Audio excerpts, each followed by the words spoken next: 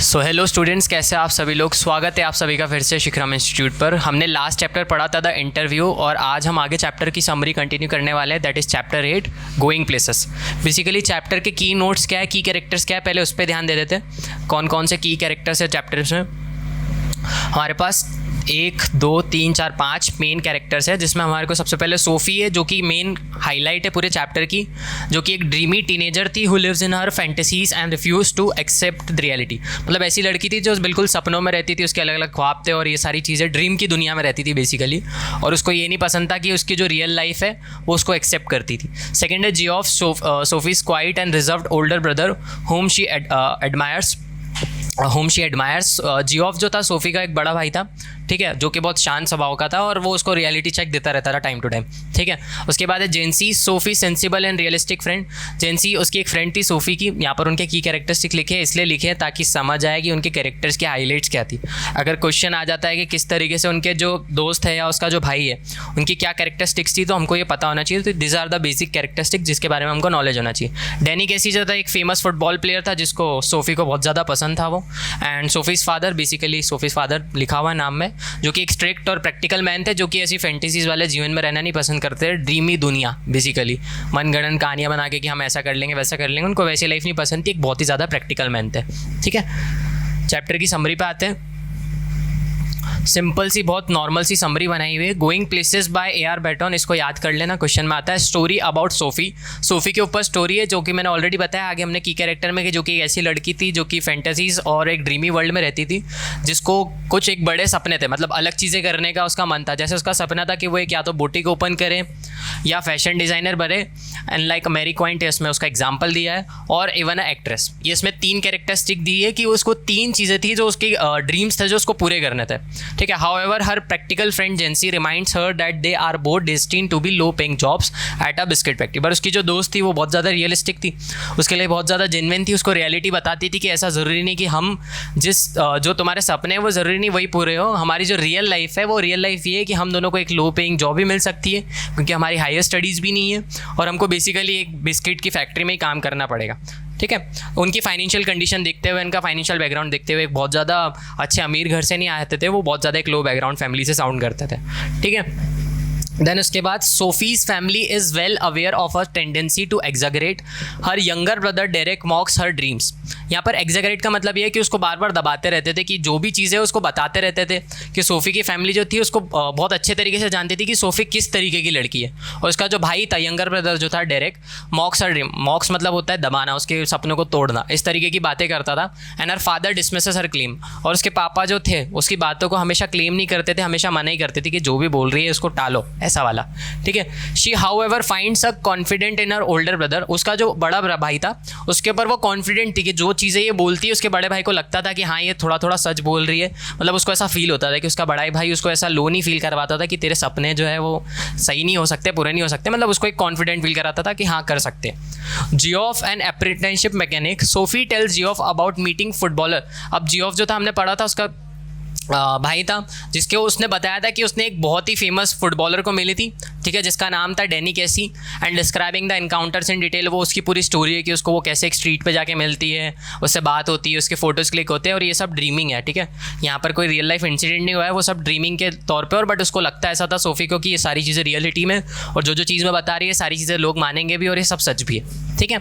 Geoff is doubtful but Sophie insist that the Danny even promise to meet her again. Geoff जो था उसको doubtful हो रहा था ये सारी बातें सुन के, बट जो डैनी कैसी था, सोफ़ी ने उसको इंसिस्ट करा, बताया कि हाँ वो मुझसे फिर से मिलेगा। When Geoff shares this with the father he is quick to dismiss with the another one of his the Sophie fabrication. Fabrication का मतलब होता है मनगढ़ंत कहानियाँ, ठीक है। तो यहाँ पर जो जियोफ था उसने उसके पापा को बताया कि सोफ़ी ऐसा ऐसा बताइए, ऐसा ऐसा हुआ है और वो उससे फिर से मिलने वाले हैं, फुटबॉल का मैच है, हमको वो देखने जाना है, एक्सेट्रा एक्सेट्रा, सारी चीज़ें उन्होंने डिटेल में बताई। बट जो उसके पापा थे एज वी नो वो बहुत ज़्यादा प्रैक्टिकल मैन थे, वो ज़्यादा रियल लाइफ में एग्जिस्ट करना पसंद करते थे और ऐसी बड़ी बड़ी बातों को सोचना उनको अच्छा नहीं लगता था। तो उन्होंने जेन्युइनली क्विकली जो थी सारी चीज़ें मना कर दी कि ऐसा कुछ भी नहीं है और जो हमारी लाइफ चल रही है उस पर हमको ध्यान देना चाहिए, ठीक है। उसके बाद है determined to prove everyone wrong, Sophie goes to the canal to meet Danny but slowly realize he will not come. अब उसने सब लोगों को गलत प्रूफ करने के लिए वो जो बोल रही है सारी चीज़ें सच है, वो ऐसा कुछ भी झूठ नहीं बोल रही, कोई मनगढ़ंत कहानी नहीं है। वो वहाँ पर गई, कैनाल पे गई, उससे मिलने पर धीरे धीरे पता लगा कि जो डैनी कैसी है वो नहीं आया। ठीक है, बेसिकली रियलिटी चेक मिल रहा था। Yet she refuses to accept the reality, convincing herself that their meeting was real.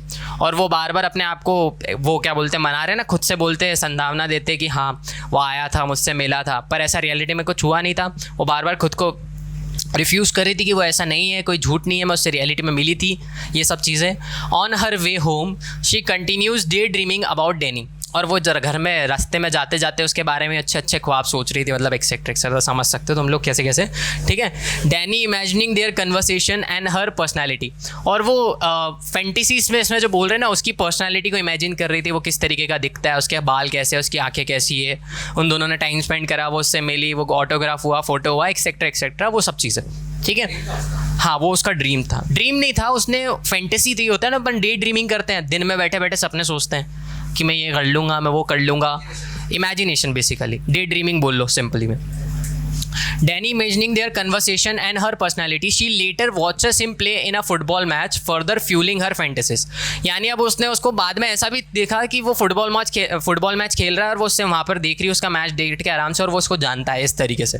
ठीक है, और इसके बाद हमने की कैरेक्टर समझे। उसके बाद इसका कंक्लूजन, बेसिकली चैप्टर बहुत सिंपल सा लॉजिकल चैप्टर है कि जो लड़की है उसमें ये बेसिकली वो बहुत ज़्यादा डे ड्रीमिंग करती है, उसको रियल लाइफ से रहना बहुत पसंद नहीं है, उसको सपने देखना पसंद है, उसको बुटीक खोलना, उसको फैशन डिज़ाइनर बनना है, उसको एक्ट्रेस बनना है। और फिर उसकी एक ऐसा कहानी में एक और नया इंसिडेंट लाती है कि वो फेमस फुटबॉलर जो डैनी कैसी है, बहुत ज़्यादा हैंडसम है, अच्छा दिखता है, उससे वो मिली और उसकी सारी मीटिंग हुई, उसके साथ फ़ोटो हुई, उसने उसके भाई को बताया, उसके भाई ने उसके पापा को बताया, बट उसके पापा जो थे उन्होंने रिफ्यूज़ कर दी सारी चीज़ें, क्योंकि ही नोज़ सारी चीज़ें डे ड्रीमिंग है, सब मजाक है और सब ऐसी हवा में कई गई बातें, यही सब चीज़ें। कंक्लूजन में भी देख लेते हैं, कंक्लूजन में क्या बोल रहे हैं। Going places beautifully captures the imaginative yet fragile nature of adolescence. Adolescence मतलब एक यंग एज की लड़की की बात करी जा रही है जो कि फ्रेजाइल यानी क्या होता है, बहुत ज़्यादा नाजुक। ठीक है, फ्रेजाइल ऐसी चीज़ होती है जिसको बोलते हैं नाजुक। लिखा होता है कांच के जो भी बॉक्सेस होते हैं जिसमें कवर्ड आती चीज़ें, handle with care, it's fragile in nature. ठीक है, फ्रेजाइल का मतलब क्या होता है, बहुत ज़्यादा नाजुक। तो इसमें इस तरीके के ब्यूटीफुल इमेजिनेटिव थॉट्स जो एक जो यंग बच्चों के थॉट्स होते हैं उसको कैप्चर करा है कि बहुत ज़्यादा फ्रेजाइल होते हैं, अगर उनको कोई कुछ मना कर दे चीज़ें देने से तो उनका वो नहीं होता, हार्ट ब्रेक हो जाता है कुछ चीज़ों को लेके कि मना कर दिया मम्मी ने, पापा ने, एक्सेट्रा, ये सब चीज़ें। And Sophie's dream reflect her desire to escape the modern life, highlighting the contrast between fantasy and reality. The story portrays how a young minds often struggle to differentiate between dreams and the real world, making the relatable and poignant tale. ये question जो है ना, ये बन सकता है, बहुत अच्छा क्वेश्चन है कि गोइंग प्लेसेस का कंक्लूजन क्या है, ये वाला आंसर लिख सकते हैं, बहुत अच्छा क्वेश्चन है। ठीक है, बेसिकली उसका कंक्लूजन ये बताया है कि एक जो यंग लड़का लड़की होते हैं, मतलब जो एक यंग नेचर के बच्चे होते हैं, उनको रियलिटी और ड्रीम्स में फ़र्क नहीं पता होता। उन लोगों के सपने तो बहुत बड़े बड़े होते हैं, बड़ी बड़ी सपने देखते हैं कि हम ये करेंगे वो करेंगे, पर उनको रियलिटी से वो वाकिफ़ नहीं होते जब तक वो 15-16 साल के होते हैं कि हम जिस जगह पे रह रहे हैं, हम जिस जगह के, हम जैसे लोग हैं, हम जैसे पर्सन्स हैं, हमारे लिए वाली सारी चीज़ें अचीव करना एक चुटकी वाला खेल नहीं है, बहुत ज़्यादा मेहनत करनी पड़ती है उन सब चीज़ों के लिए। तो इसमें वही बताया कि एक जो यंग बच्चों का नेचर होता है बहुत ज़्यादा फ्रेजाइल होता है और उनको डिफरेंशिएट करना बहुत डिफिकल्ट होता है कि ये ड्रीम लाइफ है और ये यंग लाइफ है, मतलब ये रियलिटी है, इन दोनों के बीच में डिफरेंस है। ठीक है, so that's it for the chapter. I hope बड़े अच्छे तरीके से समझ आएगा, सिंपल। अगर कुछ भी डाउट्स है तो कमेंट सेक्शन में पूछ सकते हैं। इसके बाद हम लोग नेक्स्ट जो है हम लोग पोएम सेक्शन स्टार्ट करने वाले हैं। ठीक है, so thank you so much for watching, bye bye.